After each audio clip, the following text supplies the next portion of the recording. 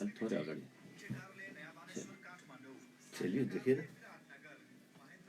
देखेर हो हजुर देखेँ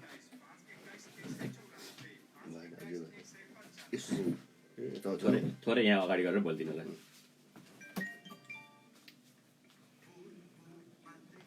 डिस्टेन्स त भएन त्यसो डिस्टेन्स होइन यता यता यता मतिर पत्र बोलिदिनु ल त्यसै यता अझ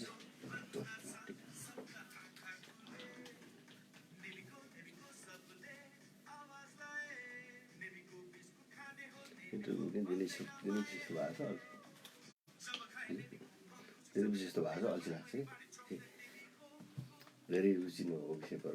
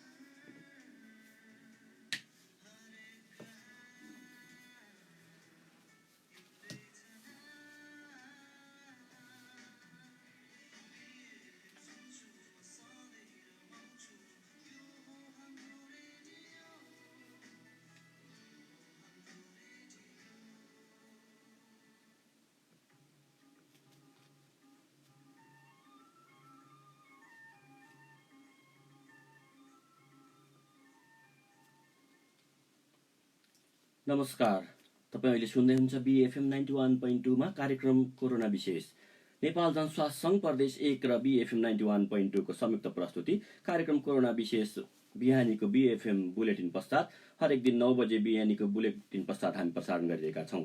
आज हामी कार्यक्रममा यो कार्यक्रमलाई तपाईँले BFM 91.2 बाट र हाम्रो पात्रबाट प्रत्यक्ष सुन्न सक्नुहुनेछ भने कैलाश खाकी श्रेष्ठ फेसबुक लाइभबाट प्रत्यक्ष हेर्न सक्नुहुन्छ। आजको यस कार्यक्रममा हामीले आन्तरिक मामिला तथा कानुन मन्त्रालयका मन्त्री तथा प्रदेश 1 सरकारका प्रवक्ता माननीय हिक्मत कार्कीज्यूसँग कुराकानी गरिरहेका छौँ। हिक्मत कार्कीज्यू, तपाईँलाई यो कार्यक्रम कोरोना विशेषमा स्वागत छ। धन्यवाद, नमस्कार तपाईँ सबैलाई। हजुर, आज हामीले कुराकानी क्रममा हिक्मत कार्कीज्यू यो हामीले कुराकानी क्रममा कोरोना विशेष कार्यक्रममा जोडेर तपाईँसँग कुराकानी गर्नेछौँ। यो मन्त्रीज्यू तपाईँ प्रवक्ता पनि हुनुहुन्छ अनि आन्तरिक मामिला तथा कानुन मन्त्रालयको मन्त्री पनि हुनुहुन्छ। यो खासमा लकडाउन चाहिँ कसको लागि यो कोरोनाको समयमा? यो लकडाउन खास गरी जनताको जनस्वास्थ्यको लागि हो। हजुर, जनताको स्वास्थ्य सुरक्षाका लागि हो। हजुर, अब यो लकडाउन चाहिँ अब नेपालकै सन्दर्भमा पहिलो अभ्यास पनि हो। हजुर, र यसले विश्वव्यापी महामारीको रूपमा बढिरहेको जुन नोभल कोरोना भाइरस कोभिड-19 को प्रकोप छ, हजुर, यो धेरै विकसित मुलुक शक्ति सम्पन्न मुलुकहरूमा पनि जुन ढङ्गले फैलिरहेको छ, हजुर, र हाम्रो देशमा यसको प्रभाव चाहिँ न्यून होस्, नफैलियोस् र जनताको स्वास्थ्य सुरक्षा गर्न सकियोस् भनेर सरकारले यस लकडाउनलाई निर्देशन गरेको हो। हजुर, र यसको प्रभावकारी कार्यान्वयन हामी गरिरहेका छौँ। हजुर, यो प्रदेश स्तरमा हामीले कोरोनासँग लड्नको लागि लकडाउनको अवस्थामा छौँ अहिले हामी। अनि यो प्रदेश स्तरमा हाम्रो क्वारेन्टाइन र आइसोलेसनको अवस्था के छ, तयारी कस्तो छ? अब यो बडो राम्रो प्रश्न सोध्नुभयो। हजुर, र खास गरी हाम्रो प्रदेश चाहिँ मलाई लाग्छ सबैभन्दा पहिला हजुर, यो नोभल कोरोना भाइरसको सम्भावित सङ्क्रमणलाई ध्यान दिएर, हजुर, यसको उच्च जोखिमलाई महसुस गरेर हामीले यसका योजनाहरू बनाएर, हजुर, हामीले चाहिँ योजना बनाएर 23 बुँदे कार्ययोजना बनायौँ। त्यसको मातहतमा हामीले चाहिँ विभिन्न विषयगत कामहरू गर्ने सन्दर्भमा हाम्रो प्रदेशमा हामीले अहिले हामीसित यो चाहिँ 4,4500 जतिको चाहिँ बेडहरू भएको क्वारेन्टाइन छन्। यो स्थानीय तहमा, जिल्ला तहमा र प्रदेश तहमा बनाएका, र हाम्रो आफ्नै प्रदेश सरकारले पनि करिब 1000 बेडको झापा, मोरङ, उदयपुर र सुनसरीमा गरेर बनाएको छ, जसको व्यवस्थापन पूर्ण रूपमा नेपाली सेनाले गर्दैछ। क्वारेन्टाइनको अरू जिल्लाहरूमा रहेको, जिल्ला जस्तो जिल्ला सदरमुकाममा रहेको जिल्ला प्रशासन कार्यालयले बनाएको छ र स्थानीय तहले बनाएका छन् विभिन्न ठाउँहरूमा। यी समेत गरी 4500 बेड क्षमताको छ भने अहिले हामीसित चाहिँ यसमा 253 जना मान्छेहरू चाहिँ के अरे क्वारेन्टाइन बसेका छन्। हजुर, प्रदेशभरिको अवस्थामा। हजुर, हजुर, हजुर। अनि यो क्वारेन्टाइनमा बसेको मानिसहरू जुन 253 जना छन् भन्नुभयो, यो प्रदेश 1 भरिको कुरा हो? प्रदेश 1 भरिको यसमा चाहिँ के छ भने होम क्वारेन्टाइनलाई जोडिँदैन। हजुर। र विभिन्न समयमा आएका मान्छेहरू जिल्ला क्वारेन्टाइन जिल्लाका गाउँमा बसेका मान्छेहरू रिलिज भइसकेका छन्। र अहिले हामीसित भएको चाहिँ 253 जना मान्छे चाहिँ बसिरहनु भएको छ। हजुर, अहिले तपाईँ हेर्दै हुनुहुन्छ, हिजोको दिनसम्मको कुरा है यो, हिजोकोसम्मको अपडेट हो यो। हजुर, अहिले तपाईँ सुन्दै हुनुहुन्छ BFM 91.2 मा र हेर्दै हुन्छ कैलाश खाती श्रेष्ठ फेसबुक पेजमा। हामी प्रत्यक्ष कुराकानी गरिरहेछौँ आन्तरिक मामिला तथा कानुन मन्त्रालय प्रदेश 1 का मन्त्री तथा सरकारका प्रवक्ता मान्य हिक्मत कार्कीज्यूसँग। मन्त्रीज्यू, अहिलेको यो अवस्थामा यो जुन लकडाउन छ, यो लकडाउनमा त अब लकडाउन थपिरहेको छ, दिन प्रतिदिन बढिरहेछ यो महामारीले गर्दाखेरि, विश्वव्यापी महामारीले गर्दाखेरि। यो लकडाउनमा त हामी दैनिक मजदुर गर्ने, दैनिक काम गर्ने मान्छेहरूले खान नपाइरहेको अवस्था छ भनेर सुनिरहेछौँ। यसमा राज्यले कसरी राहतको व्यवस्थापन गरिरहेको छ? अब यो तपाईँले ठिकै सुन्नुभयो। हजुर। हाम्रो यो प्रदेशमा अब हजारौँको सङ्ख्यामा हजुर चाहिँ श्रमजीवी मान्छेहरू छन्। हजुर। भूमिहीन मान्छेहरू छन्, सुकुम्बासी मान्छेहरू छन्, जसले आज काम गरेर बिहान काम गरेर बेलुका खानुपर्ने, हजुर, आज काम गरेर भोलि खानुपर्ने अवस्थामा छन्। हजुर। ती मान्छेहरूको सङ्ख्या पनि उल्लेखनीय रूपमा छ। हजुर। तर हामीले चैत्र 11 गतेबाट प्रारम्भ भएको लकडाउनमा चाहिँ सामान्यतया हाम्रो प्रदेशमा रहेका जनताहरूको स्थिति हेर्ने हो भने 5-7 दिन सबै मान्छेले आफूलाई म्यानेज गर्न सक्ने गरीको तयारी थियो। अन्न थिएन भने पनि पैसा थोरै थियो, थिएन भने पनि इष्टमित्र सापटी वल्लो घर पल्लो घर गर्ने अवस्था हाम्रो कल्चरली भएको हुनाले यो अवस्था चाहिँ सुरुमा थिएन। र पछिल्ला दिनहरूमा जुन जुन ठाउँमा समस्याहरू भयो, हाम्रा स्थानीय सरकारहरू, हाम्रा चाहिँ स्थानीय सङ्घ संस्थाहरूले चाहिँ सम्बन्धित पक्षमा पुगेर राहत बाँड्ने काम गरेका छन्।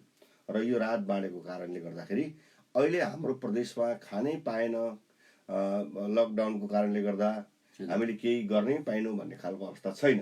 हो, लकडाउनको कारणले गर्दा हाम्रा बन्द व्यापारहरू, व्यवसायहरू, हाम्रा नियमित अफिसियल कामहरू रोकिएका छन्।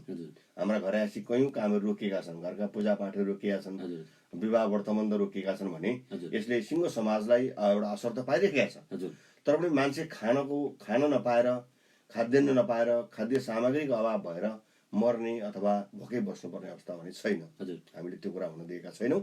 यसमा हाम्रो स्थानीय सरकारहरू, सामाजिक सङ्घ संस्थाहरू, प्रदेश सरकार, हाम्रा सबै सुरक्षा निकायहरू लागेर हामी कुरालाई भरपूर म्यानेज गरेका छौँ। हजुर, राहतको लागि। हजुर, यो कोरोना विषय चाहिँ कुरा गर्दै जाँदाखेरि अहिलेको अब यहाँ मन्त्रीज्यू चाहिँ आन्तरिक मामिला तथा कानुन मन्त्रालयको मन्त्री हुनुहुन्छ र यो प्रश्न जोड्न चाहेँ मैले। अहिलेको यो समग्र सुरक्षाको अवस्था कस्तो छ अहिलेको यो प्रदेश 1 मा? अब प्रदेश 1 मा अहिले हामी सुरक्षाको स्थिति हेर्नुहुन्छ भने जस्तो हामीसित सुरक्षा निकाय 2टा छन्। हजुर। एउटा नेपाल प्रहरी, जनताको दिन दैनिक शान्ति सुरक्षाको व्यवस्थापन गर्ने। अर्को सीमा लगायतका कतिपय बेस क्याम्प राखेर सुरक्षा गर्ने सशस्त्र प्रहरी बल छ। यो 2टाको दिन दैनिक जनताको सुरक्षासित जोडिएका विषय हुन्।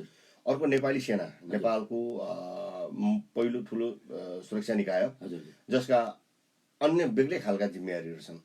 राज्यले संविधान र कानुनको मातहतमा रहेर कतिपय बेला यस्ता कुराहरूमा खटाउन सक्छ, होइन भने यसको बेग्लै खालको भूमिका हुन्छ। मुलुकको सार्वभौमसत्ता, राष्ट्रिय अखण्डता रक्षाको लागि उसले नेतृत्व गर्छ।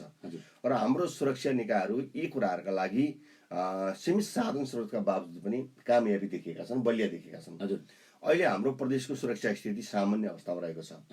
र खास गरी लकडाउनलाई प्रभावकारी बनाउने सन्दर्भमा जनतालाई सामाजिक दूरी कायम गर्ने, जनताका असहज परिस्थितिलाई सहज बनाइदिने, किनमेल, खाद्य आपूर्ति, अरू ऊर्जा आपूर्ति लगायतका कुराहरूलाई आवश्यक सुरक्षा प्रबन्ध गरिदिनु पर्ने एउटा दायित्व सुरक्षा निकायको छ भने अरू आम शान्ति सुरक्षा कायम गर्ने त सधैँ छ। र अहिले थपिएको नयाँ महत्त्वपूर्ण जिम्मेवारी भनेको सीमा सुरक्षाको जिम्मेवारी थपिएको छ। यद्यपि सीमामा हाम्रो सशस्त्र प्रहरीका चाहिँ बोर्डर आउटपोस्टहरू छन्, नेपाल प्रहरीका सीमा चौकीहरू पनि विगतदेखि नै छन्। तर त्यतिले मात्रै सीमा टाइट गर्नको लागि, सीमाको आवतजावतलाई कम गर्नको लागि र यो अहिलेको विषम परिस्थितिमा नागरिकहरूको आवतजावतलाई नियन्त्रित गर्नको लागि चाहिँ त्यो पर्याप्त थिएन। त्यसले गर्दा अहिले हामीले सशस्त्र प्रहरी बलका पनि विभिन्न क्षेत्रमा जगडा रहेको, बेसमा रहेका, गढमा रहेका दरबन्दीहरूलाई पनि हामीले सीमा क्षेत्रतिर खिचेर ल्याएका छौँ भने अर्कोतर्फ नेपाल प्रहरीका पनि केही सीमा चौकीहरू छन् विगतदेखि नै। त्यहाँ पनि हामीले दरबन्दीहरू विभिन्न ठाउँबाट, अतिरिक्त दरबन्दी, गढमा रहेका दरबन्दीहरू, ट्रेनिङ सकेका भर्खरका नयाँ रिक्रुटमेन्टहरू, यी सबैलाई लगेर हामीले चाहिँ हाम्रो सीमामा चाहिँ अत्यधिक ढङ्गले 4000 भन्दा बढी फोर्सलाई झापा, मोरङ, सुनसरी र इलाममा हामीले तैनात गरेका छौँ र अहिले करिब हामी 300 ठाउँभन्दा करिब 400 ठाउँमा एक्चुअल रेकर्ड मैले तपाईँलाई अहिले बताउन जस्तो के छ भने 202 वटा युनिट चाहिँ अहिले सशस्त्र प्रहरी बलको छ हाम्रो प्रदेशमा, यो अस्थायी है। अनि अर्को चाहिँ 153 वटा नेपाल प्रहरीको छ, करिब तपाईँको चाहिँ 400 जति युनिटहरू छन्। हामीले निश्चित प्रहरीको व्यवस्थापन गरेर उनीहरूको आवास थिएन, टेन्टमा राखेका छौँ, उनीहरूको गाडी छैनन्, दुःख गरेर बसेका छन् र उनीहरूले यो सीमा लकडाउनलाई प्रभावकारी पार्नको लागि मित्र राष्ट्र भारत र हाम्रो सरकारको बिचमा जुन कुराकानी भयो, अहिले पारिरहेका नेपाली नागरिक पनि पारि नै रहने, यता रहेका विदेशी भारतीय नागरिक पनि नेपालतर्फै रहने गरी जुन कुराकानी भयो प्रधानमन्त्री स्तरमा, दुईटा राज्यका स्तरमा, त्यो स्तरमा भइसकेपछि हामीले सीमाको आवत जावतलाई व्यवस्थित गर्नको लागि चाहिँ यो प्रहरी फोर्सलाई व्यवस्थापन गरेपछि सीमा अत्यन्तै व्यवस्थित भएको छ। यद्यपि नेपाल भारतको सीमा चाहिँ काँडतार पनि छैन, वाल पनि छैन, निश्चित ठाउँ पनि छैन र हिजो आवत जावत गर्ने ठाउँहरूमा हामीले सुरक्षा पोस्टहरू राखिसकेका छौँ। त्यसको बावजुद पनि खोलामा पानी सुकिया छ, खुल्ला सीमा भएको हुनाले अलिअलि मान्छेहरू आउने जाने अथवा यिनै नाकामा पनि इन्डियातिर भएका नेपालीहरू आउने अथवा इन्डियातिर उतातिरका छिमेकी भारतकै मान्छेहरू पनि आएर कतिपय उभिने स्थिति हुँदा उनीहरूको उचित व्यवस्थापन समेत हामीले सुरक्षा निकायले गरेका छौँ र यो सीमालाई हामीले अत्यन्तै व्यवस्थित गरेका छौँ। अहिले हजुर, यो व्यवस्थित गर्ने क्रममा हामीले मूल्याङ्कन अथवा अनुगमन त गर्नुपर्ने हुन्छ, निरन्तर छ। त्यो प्रदेश स्तरबाट कसरी भइरहेको छ हामीलाई केही? यसको हाम्रो एउटा के छ भने हाम्रा सुरक्षा निकायहरू नेपाल प्रहरी, सशस्त्र प्रहरीका प्रदेशका प्रमुखहरू सहितको पनि भइरहेका छ। जिल्लाका प्रमुख जिल्ला अधिकारी जो जिल्लाको मुख्य प्रशासक हो उसले पनि यसको अनुगमन गरिरहेका हुन्छ, उहाँले पनि गरिरहनु भएको हुन्छ। अर्को हाम्रा सुरक्षा जिल्ला स्थित सुरक्षा समितिहरू हुन्छ, त्यहाँ प्रजीय प्रमुख हुन्छ, नेपाली सेना, नेपाल प्रहरी, सशस्त्र प्रहरी, राष्ट्रिय अनुसन्धान लगायतको सुरक्षा बढी हुन्छ, त्यसले पनि गर्छ। हामीले अर्को एउटा राजनीतिक संयन्त्र पनि बनाएका छौँ। यो प्रदेश स्थित क्रियाशील राजनीतिक पार्टीको एउटा संयन्त्र बनाएका छौँ प्रदेशमा, त्यसले जिल्लातिर पनि संयन्त्र बनाएको छ, स्थानीय तहमा पनि संयन्त्र बनाएको हुनाले हाम्रा यी राजनीतिक संयन्त्रले पनि यो सीमा अनुगमनका कामहरू, यी सबै कामको अनुगमन कामहरू गरिरहेका छ। त्यस साथसाथै हाम्रो माननीय मुख्यमन्त्रीज्यूको नेतृत्वमा चाहिँ निर्देशक र अनुगमन समिति समेत भएको हुनाले उहाँले पनि बेला बेलामा सीमा क्षेत्रमा गएर अनुगमन गर्नुभएको छ, म आफू पनि गएको छु। यसले गर्दाखेरि यसमा पर्याप्त मात्रामा हामीले ध्यान दिएका छौँ, कहीँ कमी हुन दिएका छैनौँ। साधन स्रोतको जनशक्तिको कमीलाई पनि हामीले अहिलेको परिस्थितिमा अत्यधिक व्यवस्थापन गरेका छौँ। यो बोर्डरमा छिर्ने कुरामा हामी जनताहरू ढुक्क भयो हुन्छ। यसमा के छ भने नाकाहरूबाट छिर्ने कुरामा कुनै उनै छैन। अन्यत्र कतैबाट आउने कुरा पनि हामीले एउटा प्रहरी र स्थानीय जनताको स्थानीय पालिकाको साझेदारीमा चाहिँ सबै सूचनाहरू प्राप्त गर्ने गरी एउटा माध्यम बनाएका छौँ। त्यसले गर्दाखेरि सबै कुरा हुन्छ। जस्तो एउटा समस्या छ, नो मेन्स ल्यान्ड जो 10 गजा एरियामा भारततर्फ पनि भारतीय नागरिक बस्नु भएको छ, नेपालतर्फ पनि नेपाली नागरिक बस्नु भएको छ। अब दुइटै त्यो नो मेन्स ल्यान्ड जोडिन्छ अनि यताको उता भित्रभित्रै हुने, यताको खेतीपाती यताले गर्ने, यताको मजदुर उता गएर काम गर्ने कुराहरू चाहिँ अब हामीले यसलाई 100% कन्ट्रोल गर्न सक्ने स्थिति छैन। तर हामीले त्यो एरिया चाहिँ लक गरेका छौँ। 10 गजाको एरियालाई लक गरेर यताको मान्छे एरिया 10 गजा तोडेर यता आउने, उताको मान्छे उता जाने स्थिति चाहिँ बनाएको छैन अहिलेलाई। हजुर, अहिले हामी कुराकानी गरिरहेका छौँ BFM 91.2 मा र हामी BFM 91.2 रेडियोबाट र फेसबुक पेज कैलाश खाकी श्रेष्ठबाट हामी प्रत्यक्ष हेरिरहेका छौँ। यो कार्यक्रम नेपाल जनस्वास्थ्य सङ्घ प्रदेश 1 र BFM 91.2 को संयुक्त प्रस्तुति कार्यक्रम कोरोना विशेष कार्यक्रम हो। यो कार्यक्रमलाई www.bfm912.com र हाम्रो पात्रमा सुन्न पनि सक्नुहुनेछ भने कैलाश खाकी श्रेष्ठ पेजबाट प्रत्यक्ष हेर्न पनि सक्नुहुन्छ। आदरणीय श्रोता महानुभावहरू तथा दर्शक महानुभावहरू, हामी आज कुराकानी गरिरहेका छौँ प्रदेश 1 आन्तरिक मामिला तथा कानुन मन्त्रालयका मन्त्री तथा प्रदेश सरकारका प्रवक्ता माननीय हिक्मत कार्कीज्यूसँग। मन्त्रीज्यू, अब हामी कुराकानीलाई जोड्ने क्रममा अलिकति यो स्वास्थ्य क्षेत्रमा थोरै जोडौँ। यो अहिलेको अवस्थामा सुरक्षाकर्मीको बारेमा हामीले केही कुराकानी गऱ्यौँ। अब स्वास्थ्य क्षेत्र त अछुतो छैन, प्रत्यक्ष फ्रन्ट लाइनमा काम गरिरहेछ। यसरी यो स्वास्थ्य क्षेत्रमा काम गर्ने स्वास्थ्यकर्मीहरू अनि अघि हामीले सुरक्षाकर्मीकै बारेमा पनि कुराकानी गऱ्यौँ। यी कर्मचारीहरूलाई चाहिँ जुन उत्प्रेरणा जगाउन अथवा मोटिभेसनको लागि चाहिँ राज्यको तर्फबाट, प्रदेश सरकारको तर्फबाट कस्तो खालको योजनाहरू ल्याइसक्नु भएको छ अहिलेसम्म र अबको केही छ भने हामीलाई सेयर गरिदिनुहोस् न। धन्यवाद कैलाशजी।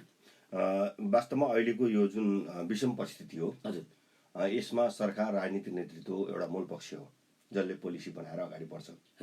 अर्को यसका लागि काम गर्ने उनिसहरू भनेको पहिलो स्वास्थ्य कर्मीहरू भयो, अर्को महत्त्वपूर्ण सुरक्षाकर्मी भयो, त्यसपछि निजामती प्रशासनको क्षेत्र पनि यसमा हुन्छ र निजी क्षेत्रहरू पनि यसमा क्रियाशील हुन्छन्।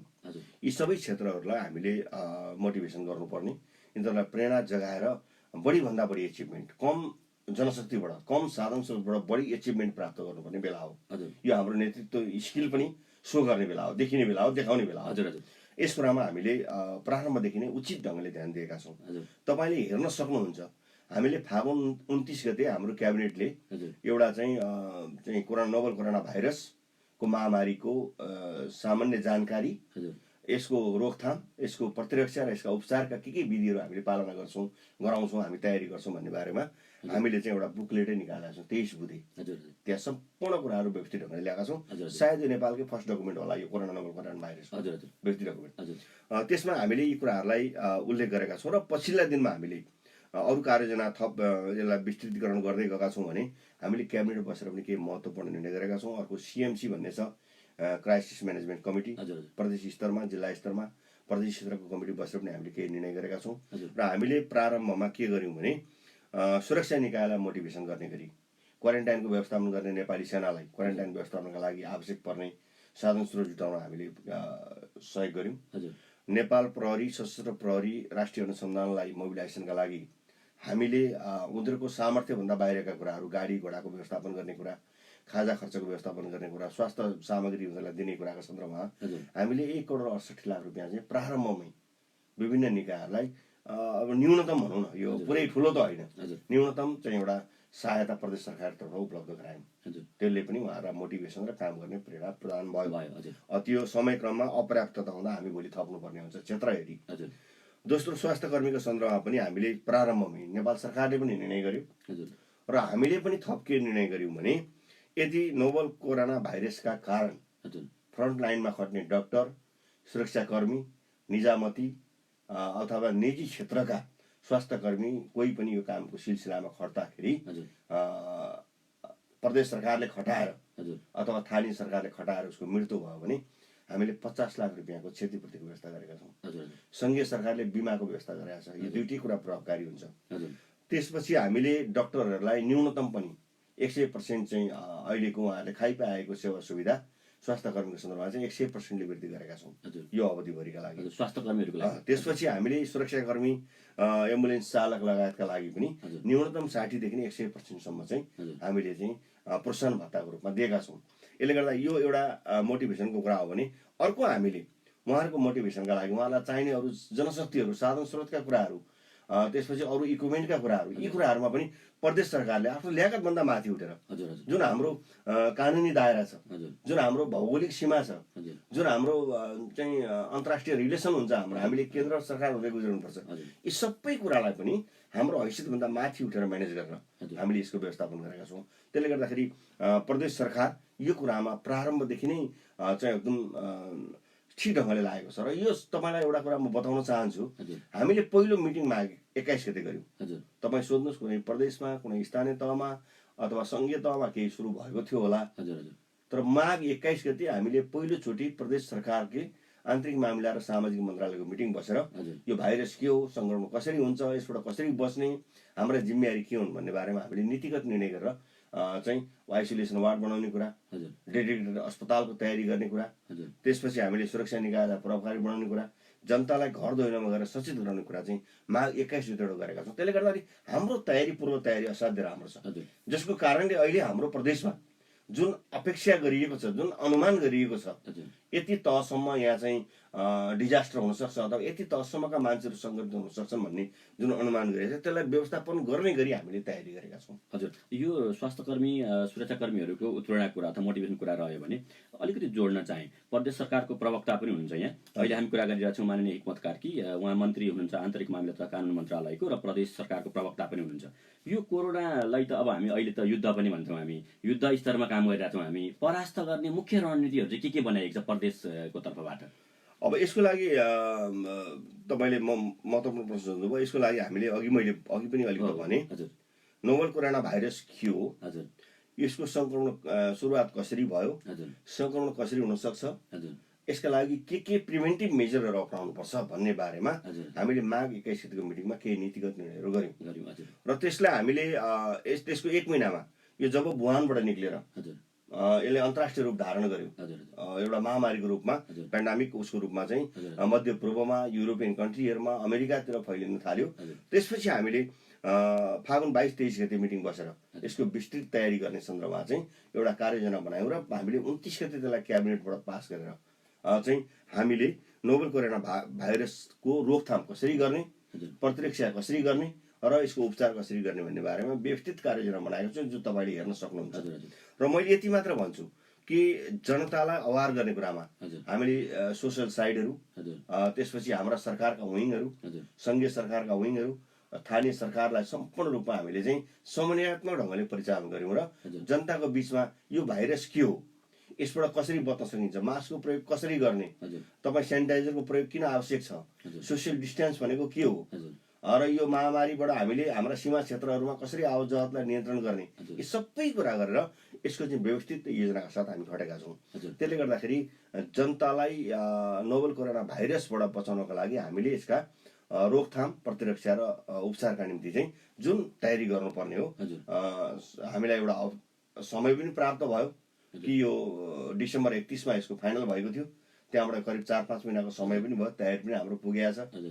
अर्को अन्तर्राष्ट्रिय अनुभवहरूले के कुराहरू लिँदाखेरि चाहिँ यसलाई बढी नियन्त्रण गर्न सकिन्छ भन्ने कुरामा हामीले आवश्यक सावधानी अप्नाएका छौँ। संयोगवश भन्नुपर्छ अहिलेसम्म हाम्रो प्रदेशमा चाहिँ पोजिटिभ केसहरू भेटिएको छैन। अस्ति एउटा झापा भेटियो भन्यो, हिजो ल्याब टेस्टले PCR ल्याब टेस्टले त्यसलाई होइन भन्ने कुरा पुष्टि गर्यो। र फेरि अहिले मिडियामा आज मैले यसो हेर्दैछु बडीगङ्गातिर कोही एउटा व्यक्तिमा RDT टेस्टले चाहिँ पोजिटिभ देखियो भनिएको छ, त्यो ल्याब ल्याइएको छ। मलाई लाग्छ त्यो पनि नहुन सक्छ।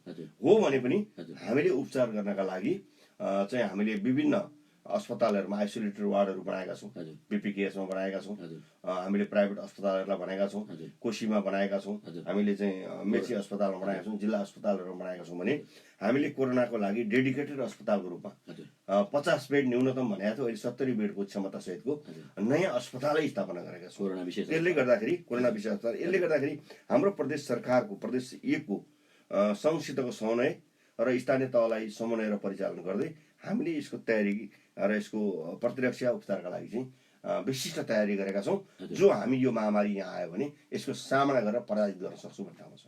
हजुर, अहिले तपाईँ सुन्दै हुनुहुन्छ BFM 91.2 अनि हेर्दै हुनुहुन्छ कैलाश खाती श्रेष्ठ फेसबुक पेजबाट प्रत्यक्ष हेर्दै हुनुहुन्छ। यो कार्यक्रमलाई तपाईँ www.bfm912.com र हाम्रो पात्रो रेडियोमा पनि सुन्न सक्नुहुन्छ भने फेसबुक पेजबाट प्रत्यक्ष पनि हेर्न सक्नुहुन्छ। यो कार्यक्रम हरेक दिन बिहान BFM को 9 बजेको बुलेटिन पश्चात हामी प्रत्यक्ष लिएर आइरहेका छौँ भने दिनको ठिक 1 बजे BFM-बाट पुनः प्रसारण पनि गरिरहेका छौँ। आदरणीय श्रोता तथा दर्शक महानुभावहरू, हामी कुराकानी गरिरहेका छौँ आन्तरिक मामिला तथा कानुन मन्त्रालयका मन्त्री तथा प्रदेश 1 सरकारका प्रवक्ता माननीय हिक्मत कार्कीज्यूसँग। मन्त्रीज्यू, अघि तपाईँले यो कुराकानीको क्रममा सोसियल मिडियालाई थोरै जोड्नु भएको थियो। म यसमा थोरै एउटा प्रश्न जोड्न चाहन्छु तपाईँलाई। यो सोसियल मिडियामा हामीले धेरै कुरा सकारात्मक पनि पाउँछौँ, तर केही कुरा त यस्तो सुनिन्छ कि जुन चाहिँ हेर्ने बित्तिकै डर लाग्छ अनि सरकारले केही गरेको छैन भन्ने यस्तो देखिन्छ। यस्तो कुरा, यो नकारात्मक जुन कुराहरू आइरहेको छ, यसलाई चाहिँ राज्यले कसरी हेरिरहेको छ?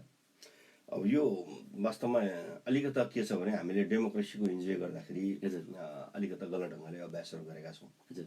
अहिले यही नोभल कोरोना भाइरसकै सन्दर्भमा पनि कतिपय मुलुकहरूले सामना गरेका क्षतिलाई हेर्दा हामीले डेमोक्रेसीको गलत प्रयोग गरेका कारणले हामीले ती शिकार पनि भइरहेका छौँ, समस्या भोग्नु पर्छ। जुन मुलुकमा अनुशासनको कमी छ, जुन मुलुकमा जनताहरू अनुशासित छैनन्, जुन मुलुकमा राज्य र सरकारहरू जिम्मेवार छैनन्, त्यस्ता ठाउँहरूमा हामीले यस्ता समस्याहरू पनि बिहोरेका छौँ। योबाट हामी सचेत छौँ। अब अर्को के रह्यो भने हाम्रो मुलुक एउटा डेमोक्रेसीको प्रारम्भिक चाहिँ एउटा उसबाट फेजबाट गुज्रिएको मुलुकमा अब सबै कुरालाई लोकतान्त्रिक अभ्यासको रूपमा, प्रजातान्त्रिक अधिकारको रूपमा बुझ्ने एउटा चलन छ। यो गलत कुरा छ। दायित्व पनि हुन्छ नि त। तपाईँको लोकतान्त्रिक अधिकार जति हो, संवैधानिक कानुनी अधिकार जति हो, तपाईँ एउटा व्यक्तिको नाताले तपाईँको राज्यप्रतिको तपाईँप्रतिको उत्तरदायित्व, परिवारप्रतिको उत्तरदायित्व, राज्यप्रतिको उत्तरदायित्व पनि हुन्छ नि त। त्यसलाई भुलिरहेका हुन्छौँ हामीले। एउटा कुरा मात्रै एकाङ्गी सोचिरहेका हुन्छौँ, जसले गर्दा अहिले हाम्रा सोसियल मिडियाहरू, त्यसपछि कतिपय अनलाइन मिडियाहरू, त्यसपछि तपाईँको कतिपय चाहिँ प्रिन्ट मिडियाहरू, टेलिभिजनहरूले पनि साना कुराहरूलाई बढी प्रचार गरिदिइरहेका छन्। यो सर्वथा अनुचित कुरा हो। यस्तो महामारीका बेला यस्तो महामारी भएर जनताहरू आतंकित बनिरहेको बेला के हुन्छ भरे के हुन्छ भोलि के हुन्छ भनेर आतंकित बनिरहेको बेला गलत समाचार सम्प्रेषण गर्ने कुरा सर्वथा अनुचित हो, दण्डनीय हो, कानुनी दायरामा ल्याएर कारवाही गर्नुपर्ने विषय हो। तर कतिपय हाम्रा लिमिटेसनहरू छन् डेमोक्रेसीका नाममा, त्यसले गर्दा हामी सकिरहेका छैनौँ। अर्को कुरा के छ भने कस्ता समाचारहरू सम्प्रेषण गर्ने भन्ने बारेमा मिडिया आफै र व्यक्ति आफै कन्सियस हुनुपर्ने हो, त्यो पनि पालना गरेको छैन। तपाईँले यही पेन्डामिककै बारेमा मात्रै होइन, तपाईँले हिजो मात्रै एउटा तपाईँका सायद म्यासेन्जरमा आइरहेको होला, हिजो राति 12 बजे यो विश्वको सिस्टमै चाहिँ कोल्याप्स हुने गरीका न्युज पनि आएको छन्। मान्छे आतंकित बनाउने, मोबाइल चार्ज नगर्नु होला, तपाईँ एसीहरू केही नचलाउनु होला, के नगर्नु होला, डरलाग्दो एउटा चित्रण गरेर मान्छेहरूले चाहिँ सामाजिक सञ्जालमा हालिरहेका छन्। यस्ता काम गर्ने मान्छेहरू पनि छन्। समाजमा नकारात्मक सोच भएका व्यक्तिहरूसित हाम्रो केही पनि लाग्दैन, कानुनी बाटोभन्दा अर्को हाम्रो उपाय हुँदैन, यो गरौँला। तर म यति आग्रह गर्न चाहन्छु, चाहे टेलिभिजन होस्, चाहे प्रिन्ट मिडिया होस्, चाहे रेडियो एफएमहरू हुन्, चाहे सामाजिक मिडियाहरू हुन्, चाहे सोसियल साइटहरू हुन् र अनलाइन मिडियाहरू हुन्, सबैले हामी सबैभन्दा पहिला यो मुलुकका नागरिक हौँ, जिम्मेवार नागरिक हौँ। हाम्रा डेमोक्रेटिक अधिकारहरू छन्, तर हाम्रो दायित्व सँगसँगै सिर्जना भएको हुन्छ। हाम्रो दायित्वबाट हामी मान्छे आतंकित बनाउने, गलत समाचार सम्प्रेषण गर्ने, अनि गर्दै भएका सरकारले गर्दै गरेका कामहरूलाई गलत मात्रै देख्ने, विभिन्न समुदाय ठाउँबाट भएका कामहरूलाई गलत मात्रै देख्ने खालका जुन कुराहरू छन्, यो कुरालाई हामीले कन्भिन्सिङ वेबाट एउटा परास्त गर्नुपर्छ। सकारात्मक सोचबाट अगाडि बढ्नुपर्छ, परास्त गर्नुपर्छ। अर्को एउटा विकल्प भनेको कानुनी विकल्प हो, त्यो अन्तिममा त्यो प्रयोग गर्नै पर्छ। त्यस्तो स्थिति आयो भने राज्यले छोड्दैन, प्रयोग गर्ने अवस्था आउँछ। हजुर, यहाँ प्रवक्ता पनि हुनुभएको हैसियतले अलिकति स्वास्थ्य कर्मीको बारेमा एउटा जिज्ञासा राख्न चाहे। यो अहिलेको यस्तो विश्वव्यापी महामारीको अवस्थामा स्वास्थ्य कर्मीको भूमिकालाई तपाईँ आफू मन्त्री भएको हैसियतले कानुन मन्त्रालयको मन्त्री पनि हुनुहुन्छ र प्रवक्ता पनि हुनुहुन्छ, स्वास्थ्य कर्मीको भूमिकालाई चाहिँ कसरी हेर्नु भएको छ यहाँले? अब मैले एउटा कुरा आम रूपमा हाम्रो ट्रेन्ड के छ भने अर्कातिर दायित्व पन्छाउने आम रूपमा चलन छ होइन, सबैको कि। त्यसपछि स्वभावैले आज यो पेन्डामिक को स्थितिले गर्दाखेरि विश्वको सर्वशक्तिशाली मुलुकहरू, अत्यन्त विकसित र सम्पन्न मुलुकहरू पनि यसको म्यानेजमेन्टमा असफल भइरहेका छन्, नियन्त्रणको बाहिर छ भने हाम्रो जस्तो विकासोन्मुख मुलुकमा चुनौतीहरू छन्। हामीसित पर्याप्त जनशक्ति छैन, भएको पनि दक्ष छैन, इक्विपमेन्टहरू छैन, यसले गर्दाखेरि उहाँहरूका यी समस्याहरू छन्। तर स्वास्थ्य कर्मीहरूलाई म के आग्रह गर्न चाहन्छु भने उहाँहरू अनुशासित बनेर यो मेरो दायित्व हो, जिम्मेवारी हो भनेर सीमित साधन स्रोतका बावजुद पनि यो काम नियन्त्रणको लागि लाग्नुभयो भने उहाँको अवस्था हुनुहुन्छ। अब कस्तो देखिरहेका छु भने एकले अर्कोलाई दायित्व पञ्चाइदिने के, डाक्टरले अर्कोतिर पञ्चाउने, अर्कोले अर्कोतिर पञ्चाउने, राज्यले डाक्टरतिर पञ्चाउने, यो हाम्रो उत्तरदायित्वबाट भाग्ने जुन चलन छ यो सबै क्षेत्रमा छ। म यो कुरालाई अहिले हामीले भुल्नुपर्छ र म मेडिकल क्षेत्रका साथीहरू, स्वास्थ्य कर्मीहरू, डाक्टर साहबहरू सबैलाई आग्रह गर्न चाहन्छु, यो पेन्डामिकमा तपाईँ नेपाल राज्यको जनताको जनस्वास्थ्यका लागि, जनसुरक्षाका लागि तपाईँ सबभन्दा फ्रन्ट लाइनमा उभिने चाहिँ व्यक्ति र दायित्वपूर्ण व्यक्ति भएको हुनाले तपाईँहरूले यसको लिड गर्नुपर्छ। तपाईँहरूलाई कुनै पनि कुराको अभाव हुन नदिने, अभाव पूर्ति गर्ने काम राज्यको हो। तपाईँको स्थानीय सरकार छ, प्रदेश सरकार छ, सङ्घीय सरकार छ, हामी तपाईँहरूलाई सबै कुरा समाधान गरेर तपाईँले फ्रन्ट लाइनमा उभिएर दिने सेवालाई प्रभावकारी बनाउने कुरामा सरकार कहीँ चुक्दैन। तपाईँहरू फुल फेजमा खटिदिनुहोस् भन्ने मेरो आग्रह छ। महामारीको लागि स्वास्थ्य कर्मी फ्रन्ट फेजमा खटिदिन लागि आग्रह गर्नुहुन्छ। लागि चाहिने सुरक्षा लगायतका सबै प्रबन्ध राज्यले गर्छ। राज्यले हेर्छ। हजुर मन्त्रीज्यू, हामी यो एउटा जानकारीको लागि अहिले मिडियाहरूमा पनि आउने गर्छ, हामीहरूले यो दैनिक प्रदेश 1 को अवस्थाको बारेमा जानकारी पाउनको लागि हामी वेब पेजहरूबाट हेर्न पाउँछौँ। त यो सूचना दिनको लागि मन्त्रालयबाट कसरी थाहा पाउन सकिन्छ एउटा कुरा। अर्को, यो दैनिक रूपमा ब्रिफिङ पत्रकार सम्मेलनहरू गर्ने व्यवस्थाहरू गराउन मिल्छ कि मिल्दैन, यसको बारेमा थोरै जानकारी गराइदिनुहोस् न। पत्रकार सम्मेलन चाहिँ हामीले अहिलेको यो जुन ठुलो उपस्थिति हुन्छ, भिडभाड हुन्छ भनेर कमै गरेका छौँ, खास पर्दा गरेका छौँ, नभए गरेका छैनौँ होइन। हाम्रो यसमा चाहिँ अहिले 3-4 विभागहरू भनेर काम भएको छ। एउटा क्वारेन्टाइन र सुरक्षाको सम्पूर्ण जिम्मेवारी आन्तरिक मामला मन्त्रालयले यसको व्यवस्थापन गराएको छ यो महामारीको सन्दर्भमा। यद्यपि जोडिन्छ, तर अहिले सञ्चारको कामलाई हामीले एक द्वार प्रणालीबाट गरौँ भनेर, जस्तो सामाजिक मन्त्रालयले स्वास्थ्य सम्बन्धी कामहरू हेर्छ, अब उसले स्वास्थ्य सम्बन्धी आफ्ना कामहरू गर्ने सूचना दिने, आन्तरिक मामिलाले सुरक्षा सम्बन्धी दिने हुँदा कहिलेकाहीँ कन्ट्रोभर्सी पनि आयो होइन।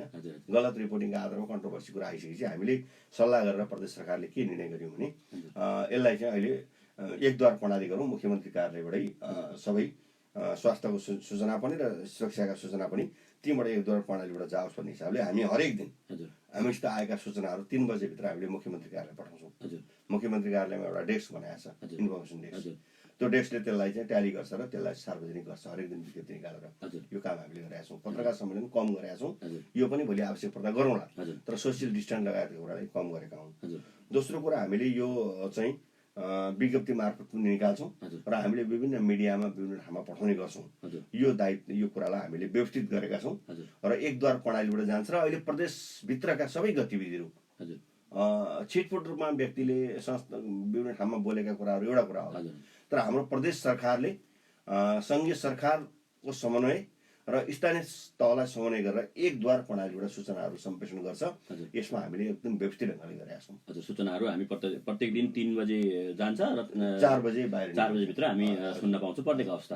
हजुर, अहिले तपाईँ सुन्दै हुनुहुन्छ BFM 91.2 अनि हेर्दै हुनुहुन्छ फेसबुक लाइभबाट कैलाश खाती श्रेष्ठ आइडीबाट र यो कार्यक्रमलाई www.bfm912.com र हाम्रो पात्रो रेडियो सेक्सनबाट पनि सुन्न सक्नुहुनेछ।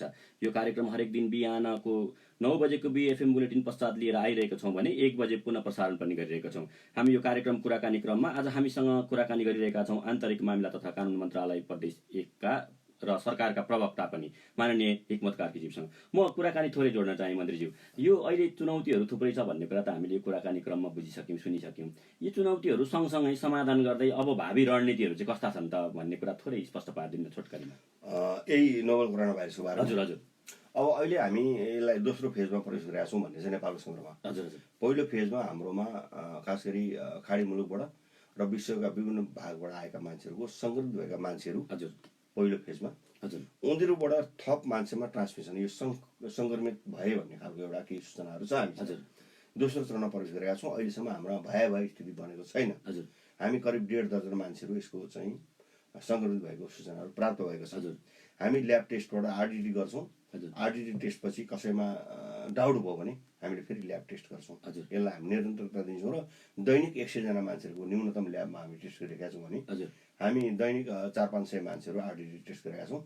हामी 10,000 सम्मको RDT टेस्ट गर्ने सङ्क्रमित सम्भावना भएका बाहिरबाट आएका बाहिरबाट आएर हेलमेल भएका मान्छेहरूको गर्छौँ भने हामी पोजिटिभ देखिएका अथवा अलिकति डाउटफुल भएका व्यक्तिहरूको ल्याबमा ल्याएर गर्छौँ। हजुर यो हाम्रो निरन्तर रूपमा चलिरहेको छ। हजुर दोस्रो के छ भने हामीसित अब सङ्क्रमितको सङ्ख्या देखियो भयो भने हामीले उनीहरूलाई तत्काल आइसोलेटेड अस्पतालमा वार्डमा लान्छौँ र डेडिकेटेड अस्पताल कोरोना विशेष अस्पतालमा लगेर हामी उपचार गर्छौँ।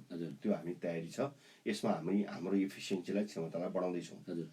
अर्को कुरा के छ भने अब यो लकडाउन भइरहेको छ। आज 25 दिन भयो। अब यो लकडाउन कति गर्ने, अब करिब हामीसित 10 दिनको समय छ। त्यसपछि के गर्ने भन्दा यो केही दिन अझै बढ्न सक्छ। तर हामीले यो सँगसँगै अब के गर्दैछौँ भने हाम्रो कृषि उत्पादनहरूलाई व्यवस्थित कसरी गर्ने, यसका लागि कस्ता कामहरू एरिया तोक्ने, त्यसको लागि हामी एउटा तयारी सुरु गऱ्यौँ। अब हामी हाम्रा निर्माण सामग्रीहरू अहिले त निर्माण ठप्प भएको छ। अब केही महिनापछि निर्माण सामग्रीहरू चाहिन्छ हामीलाई फेरि काम सुरु गर्नको लागि। सयौँ ठेकाहरू हजारौँ ठेकाहरू लागिरहेका छ।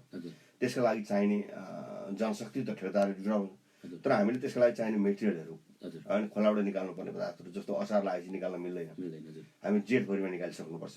त्यसलाई कहाँ निकालेर कसरी स्टक गराउने ठेकेदारहरू मार्फत त्यो कामको हामी तयारीमा लाग्छौँ। अर्को हाम्रा केही महत्त्वपूर्ण कृषि उत्पादनहरू जस्तो चियाको पात टिप्ने बेला भएको छ, एक फेज गयो। अब चिया उत्पादनलाई कसरी व्यवस्थित गर्ने त्यो काममा लाग्छौँ। अर्को हामीले किसानहरूलाई मल बिउ लगायतका कुराहरू उपलब्धता गराउनुपर्छ। ती कुराहरू व्यवस्थित भएका छैनन्, त्यसलाई कसरी व्यवस्थित गर्ने त्यो फेजमा हामी प्रवेश गर्दैछौँ। हामी लकडाउनभित्र पनि नियमित रूपमा सङ्क्रमणको सम्भावनालाई कम गरेर गर्ने कामहरू हामी व्यवस्थित गर्छौँ। अर्को यो सँगसँगै अब जनतालाई खाद्यको समस्या हुने, आपूर्ति समस्या हुने कुराहरू यो लकडाउनको बेला हुन्छ र भोलि पनि हुनसक्छ। यसलाई कसरी व्यवस्थापन गर्ने, त्यसपछि यति मात्रै होइन, भोलि लकडाउन पछि अथवा यो महामारी पछि जब शान्त हुन्छ त्यसपछि आइपर्ने समस्याहरू फाइनेन्सियल कुराको हुन्छ, सामग्रीको अभाव हुन्छ, उपलब्धता कम हुन्छ, निर्माण सामग्रीको उपलब्धता कम हुन्छ र यसपछि भोलि समाजमा पर्न सक्ने यसका चेन असरहरू हजुर होइन, बेरोजगारीको समस्याहरू बढ्न सक्छ हजुर होइन, वैदेशिक रोजगारमा जाने मान्छेहरूको वैदेशिक रोजगार कटौती भएर यी मान्छेहरू चाहिँ अल्मलिने कुराहरू हुनसक्छ हजुर होइन, विदेशबाट मान्छे नआएर हाम्रा होटल पर्यटन व्यवसायहरू लथालिङ्ग हुन सक्छ, हजुर हाम्रा कृषि उत्पादनहरू अहिले जुन छ त्यो उत्पादनले हामीले नपुग्न सक्छ, हजुर अन्तर्राष्ट्रिय बजारबाट नआउन सक्छ, हजुर अथवा यी यस्ता सारा कुराहरू भोलि आउन सक्ने चेन स्तरको बारेमा पनि हामीले छलफल सुरु गरेका छौँ हजुर र मन्त्रालय हामी स्तरबाट सरकारी स्तरबाट सरकार हजुर यसका लागि हामीले अब यो केही पछि यी कुराहरू पनि क्रमशः गर्छौँ र हामीले रोजगारीको प्रबन्ध कसरी गर्ने, हजुर हामीले अब सुरक्षा त्यो बेला जस्तो महामारीपछि बेरोजगारीको सङ्ख्या बढ्ने होइन, हजुर समाजमा कामको अभाव हुने, हजुर सबै कामहरू नियमित नहुने हुँदाखेरि सुरक्षाका चुनौती पनि थपिन्छन् हजुर हजुर होइन, हजुर चोरीका डकैतीका अरू खालका कुराहरू पनि देखा पर्न सक्छन्। हजुर ती कुराहरूलाई कसरी म्यानेज गर्ने, यी सबै कुराहरूको बारेमा हामी प्रारम्भिक तयारीमा छौँ र हामी यो महामारीलाई परास्त गर्ने सन्दर्भमा पनि अहिलेसम्मको हाम्रो तयारी पर्याप्त छ र हामी सफल हुन्छौँ। हजुर तयारी महामारी परास्त गरिसकेपछि उत्पन्न हुन सक्ने हजुर यसका कारणले उत्पन्न हुन सक्ने नयाँ चुनौतीहरू, हिजोका सामान्य चुनौतीहरू छँदैछन्, हजुर नयाँ चुनौतीहरूलाई कसरी सामना गर्ने भन्ने तयारी पनि हामी सुरु गरेका छौँ। यसले गर्दाखेरि हामी यी कुराहरूलाई सबै कुरालाई भिजिलेन्स हामी देखिरहेका छौँ र देखेर समाधान गर्ने कुरामा हामी हजुर प्रदेश सरकार चाहिँ यो अहिलेको कोरोना महामारीको लडाइँ लड्न तयार छ भन्ने कुरा हामी विश्वस्त छौँ र योसँग आउने सम्भावित समस्याहरू पनि हामी तयारी गरेका छौँ। किनभने आउँछ, तपाईँले एउटा कुरा सुन्नुभयो होला, हजुर काठमाडौँको पशुपतिमा हजुर दैनिक मान्छेहरूको भिड हुन्छ हजुर हजुर होइन, हजुर मान्छेहरू जाँदा अलिक त चामल दाल फलफुल लगेर चाहिँ तपाईँ उसलाई बाँदरले खान्थ्यो, हजुर अहिले बाँदरहरू भोका भए हजुर तपाईँ एकजना मान्छे गरी मान्छे मार्न गर्नु सुरु हजुर गर्यो, हजुर चेन असर त भयो नि त्यसको। भयो हजुर यो अब कतारबाट कोरियाबाट दुबईबाट विदेशबाट फर्केका मान्छेहरू तत्काल रोजगारीको सम्भावना नहुन सक्छ, हजुर हजुर रेमिटेन्स नआउन सक्छ, हाम्रा घर नचल्न सक्छ, हजुर हजुर त्यो बेलाका विकल्प के हुन सक्छ हजुर होइन, हामीलाई चाहिने खाद्य तरकारी लगायतका कुराहरू जो हामी अन्तर्राष्ट्रिय बजारबाट ल्याइरहेका छौँ हजुर त्यो आपूर्ति भए नहुन सक्छ, हजुर त्यसको रिप्लेसमेन्ट कसरी गर्छौँ, उत्पादकता कसरी बढाउने, हजुर यी सबै कुराहरूको बारेमा त तयारी गर्नु पर्छ। हजुर हामी तयार गरिरहेछौँ। अब नीतिगत रूपमा तयारी सुरु गर्छौँ। हजुर हजुर अब मन्त्रीज्यू हामी कुराकानीको अन्ततर्फ आइसकेका छौँ आजको यो कोरोना विशेष कार्यक्रममा।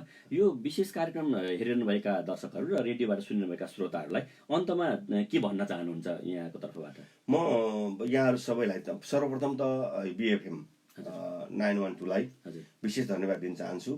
अहिले नेपालको सरकारहरूले चाहिँ नोभल कोरोना भाइरसलाई परास्त गर्ने गरी बनाएका योजनाहरू सार्वजनिक गर्ने एउटा मौका दिनुभयो, यसको लागि विशेष धन्यवाद व्यक्त गर्न चाहन्छु। अर्को म यो लोकप्रिय एफएमको माध्यमबाट सम्पूर्ण देशवासी प्रदेशवासी आदरणीय दाजुभाइ दिदीबहिनीलाई हार्दिक आग्रह र अपिल गर्न चाहन्छु, यो तपाईँ हामी सबैको समस्या हो, यो चाहिँ पेन्डामिक महामारी हो, यो महामारीबाट बच्नका लागि हामीले न्यूनतम शर्तहरू पालना गर्नुपर्ने हुन्छ। यो सरकारका लागि र अरू कसैका लागि नभएर तपाईँका लागि हो, तपाईँको परिवारका लागि हो, तपाईँको समुदायका लागि हो, तपाईँको राष्ट्रका लागि हो। त्यसले गर्दाखेरि यसका निश्चित मूल्य मान्यताहरू पालना गरिदिएर हामी सुरक्षित बन्ने प्रयास गरौँ, आफू पनि बचौँ र अरूलाई पनि बचाउँ भन्ने आग्रह गर्न चाहन्छु। र राज्यका तर्फबाट यो पेन्डामिकमा गर्नुपर्ने उपचारका कुराहरू, प्रतिरोधात्मक तयारीहरू पर्याप्त मात्रामा छ। तपाईँहरूको साथ सहयोग पाउँदा अझै हामी बलिया हुन सक्छौँ। अर्को यसलाई परास्त गर्ने कुरामा सरकारले काहीँ कतै कुनै कसर बाँकी राख्ने छैन। जनताले हामीलाई पूर्ण रूपमा विश्वास गर्नुभएको छ, हामी साथ पनि चाहन्छौँ। म अपिल गर्न चाहन्छु र लकडाउन लगायतका कुराहरूलाई अत्यन्तै सावधानीका साथ पालना गरिदिनु होला।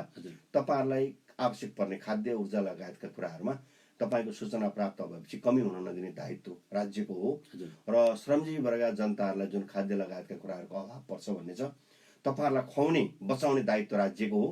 तपाईँहरूलाई बचाउने खुवाउने काममा राज्य कहीँ चुक्ने छैन र तपाईँहरू सबै संयमित भएर यो पेन्डामिकलाई परास्त गर्न हातमा हात काँधमा काँध मिलाएर सरकारलाई साथ दिनुहोला।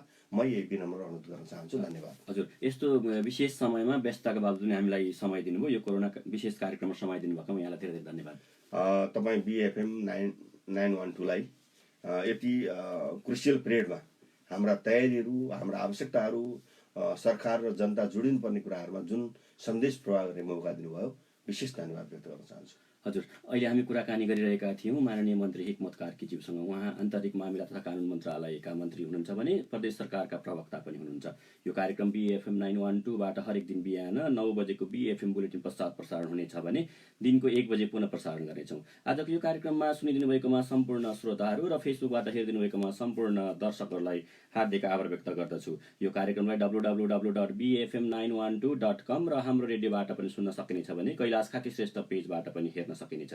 यो कार्यक्रमको सल्लाह सुझावको लागि 9852253638 9852253638 मा फोन सम्पर्क गरेर अथवा एसएमएसबाट सल्लाह सुझाव पनि दिन सकिने अनुरोध गर्दै आजको कार्यक्रममा प्रविधिमा साथ दिनुभएकोमा परशुरामजीलाई धन्यवाद दिँदै म कार्यक्रम प्रस्तुता कैलाश खाकी श्रेष्ठ बिदा हुन्छु। धन्यवाद, नमस्कार।